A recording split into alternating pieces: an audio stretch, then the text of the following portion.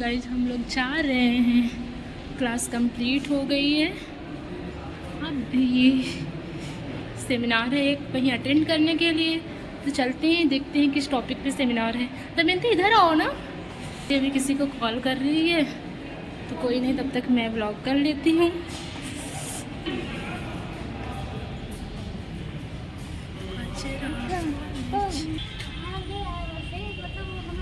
ये इसको वीडियो बनाने जाना है। देखिए मेरी ओपीडी सुबह वाली।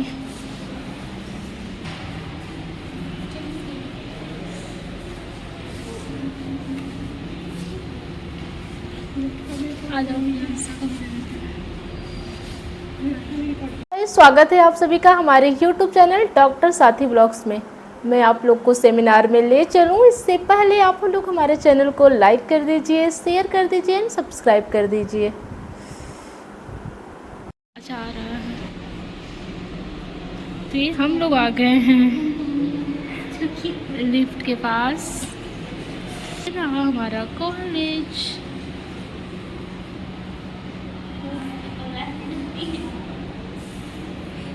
ये सामने जो है इसमें हमारी ड्यूटी चल रही है नेत्र रोग विभाग में अभी। तो बस लिफ्ट से फाइनली हम लोग आ गए ऊपर। हम लोग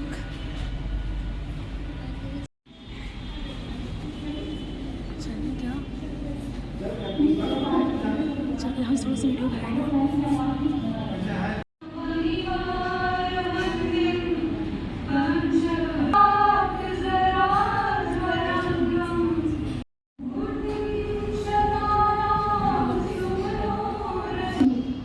इसको कहते हैं 2 टीके जिंदगी के। बाकी सारे आप लोग टीके लेते हैं, मीजल्स के लेते हैं, सब टाइम टाइम पे वैक्सीनेशन का कार्ड बना होता है। बट यदि इसमें ये WHO जुड़ेंगे, हमारा जो हेल्थ कार्ड है उसकी गर्ज के लिए जुड़ जाएगा कि ये 2 टीके जिंदगी के भी, और यदि होती है तो आप पिकअप कर सकते हो और इलाज कर सकते हो। तो क्या स्क्रीनिंग कैसे हम बहुत सिंपल में आप लोग को बताना चाहेंगे। तो जहाँ पर ग्राउंड नहीं होता पर सस्पिशियस एरिया है और ये कैंसर का हम लोग सस्पिशियस मानते हैं।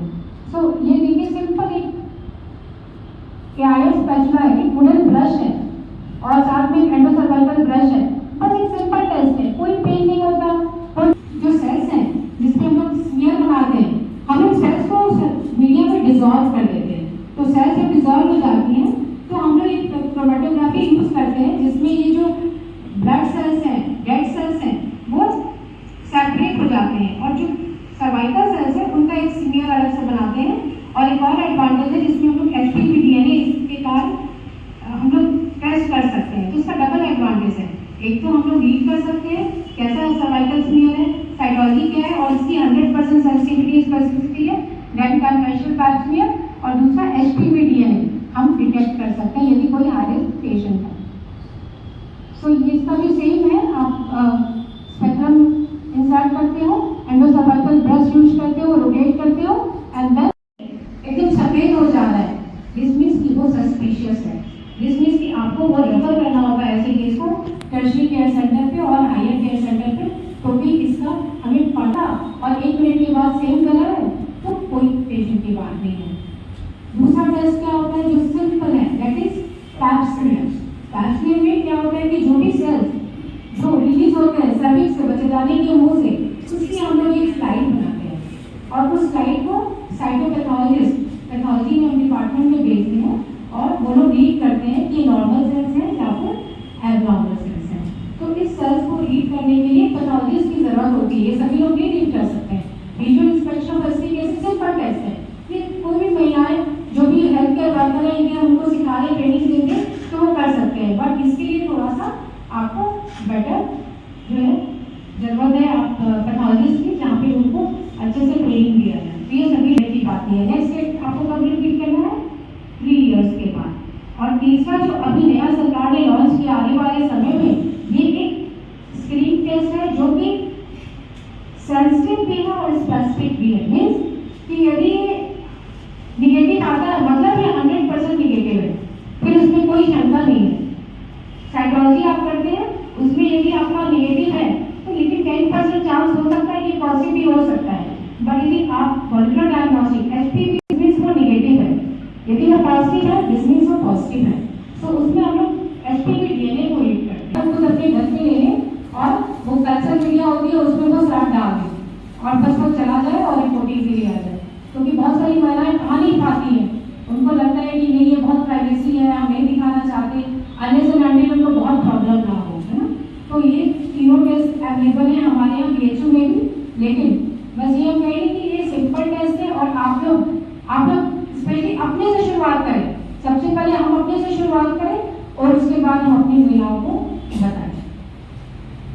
ये देखिए पीछे आपने इसको तो ये क्या डिजॉल्व किया और बेड किया और उसको आपने डाला। अब ये देखिए सर्विक्स पे जब डाला तो एब्नॉर्मल सेल्स दिखने लगती हैं, वाइट बढ़ जाती है और आप एसिटिक एसिड अप्लाई करोगे तो वहाँ पर आपका ब्राइटनिंग होता है, क्योंकि प्रोटीन ये एरिया सर्विक्स का और यदि पॉजिटिव है ये देखिए एकदम थिक वाइट हो गया अपीयरेंस और थोड़ी ब्लीडिंग हुई है। और ये यहाँ जहाँ पर आपको ग्रोथ दिखेगी वो जो सस्पिशियस है क्योंकि वहाँ पे कैंसर है। तो हमें इस इन्वेजिव सो दिस मींस ये नॉर्मल हेल्दी सर्विक्स है और जहाँ पे कैंसर सेल्स की ग्रोथ होती है न्यूक्लियोप्लेजिया है वहाँ पे ग्लाइकोजन यूज हो जाता है ना, वहाँ पे डीएनए बहुत प्रोलिफरेट करता है। तो मेरे प्यारे बच्चों स्टूडेंट्स जो वो ट्रॉमा भी बार ट्रॉमा में होता है, तो ये ह्यूमन पैपिलोमा वायरस सभी को इन्फेक्शन होता है।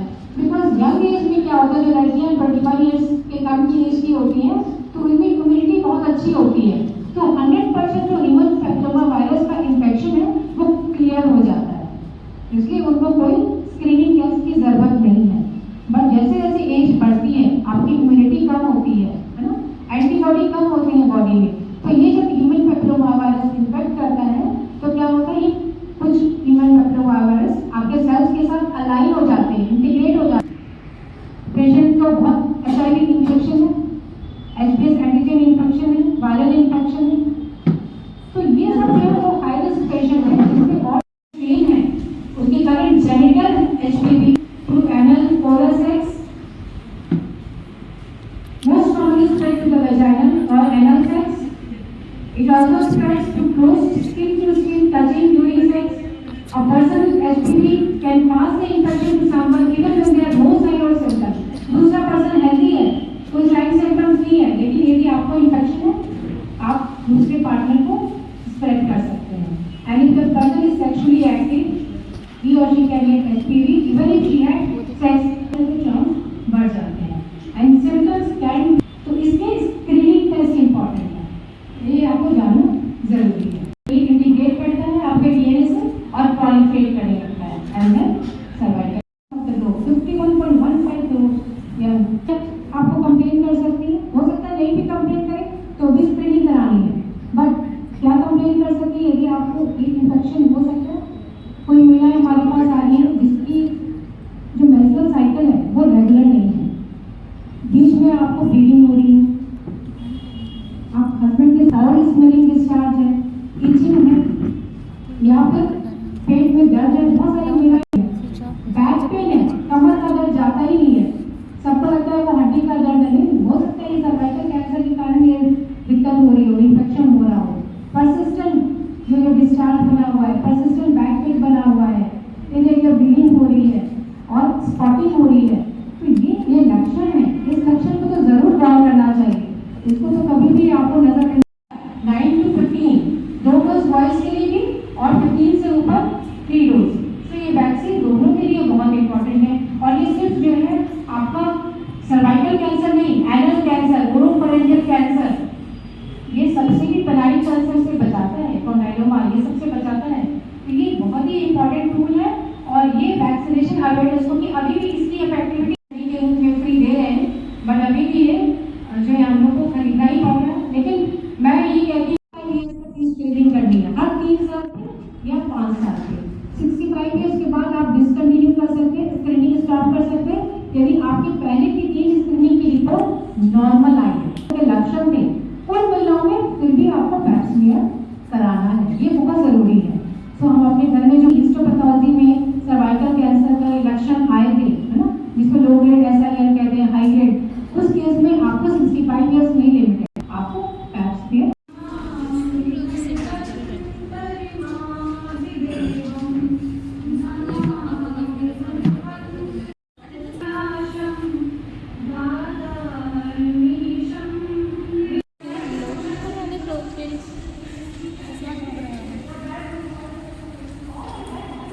फाइनली हम सेमिनार अटेंड करके आ गए रूम पे। और फिर हमें सेमिनार 2 घंटे का था, तो फिर उसमें खाने पीने के लिए भी मिला, तो दिखाती हूँ। ये था खाने के लिए, और इसमें कुछ नमकीन के पैकेट, कुछ बिस्किट जो मैं खाई थी।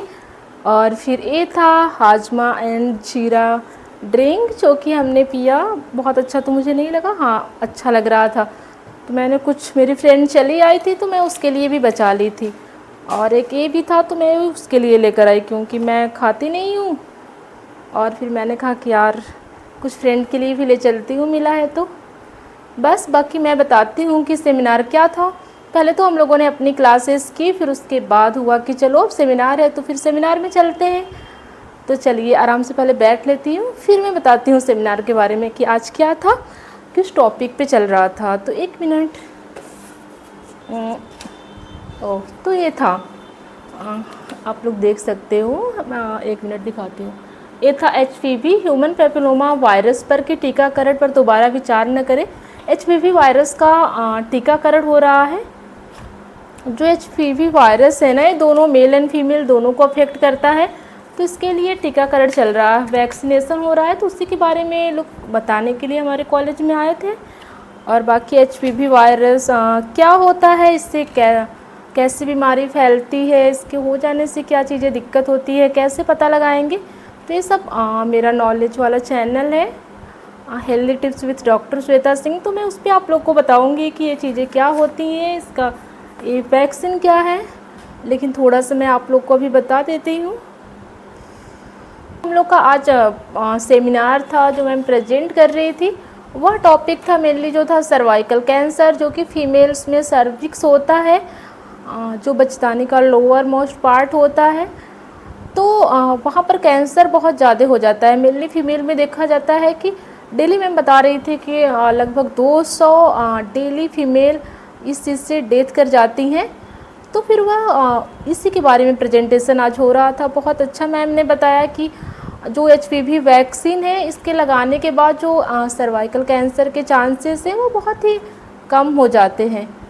और बाकी भी इसकी वजह से कैंसर होते हैं, जैसा कि इसमें लिखा है ना कि ऐसा नहीं है कि सिर्फ जो फीमेल है उन्हीं में HPV वायरस की वजह से सर्वाइकल कैंसर होता है। मेल में भी हो सकता है कि पुरुषों में HPV के कारण लिंग कैंसर, गुदा कैंसर, जैसे कि anal cancer, oral cancer and genital wards हो सकते हैं। ये सारी चीज़ें मैं आपको डिटेल अपने जो हेल्थ वाला मेरा चैनल है उस पर बताऊंगी कि क्या चीज़ें होती हैं।